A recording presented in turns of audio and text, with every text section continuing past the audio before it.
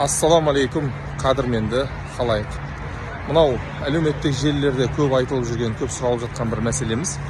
Бұл ертең қияметте туған әпке сіңілдер бірін-бірін көрмейді ма? Қыздар бірін-бірін көрмейді ма деген сұрақ. Жоқ, ол дұрыс емес.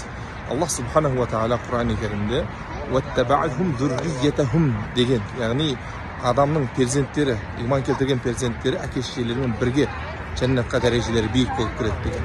Ибн Муджлис сахаба, Ибн Аббас радиллаху анху сахаба.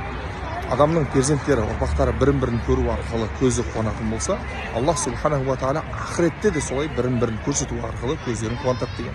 Құранның көптеген аяттарына қарасаңыз, мұсылмандар мына дүниеде бірін-бірін танитындар, ағайын туысқандар, әпке-сіңілдер ана дүниеде де бірін-бірін көрісіп, жолығып тұратындығы жайлы айтқан. Бірақ ешбір сахих хадисте немесе анық ашық айтылған Құран аяттарында әпке-сіңілдерін бірін-бірі көрмейді деген нәрселе жоқ. Осы нәрсені жалған хабар таратып жүргендер сақтансын. Алла амандық берсін.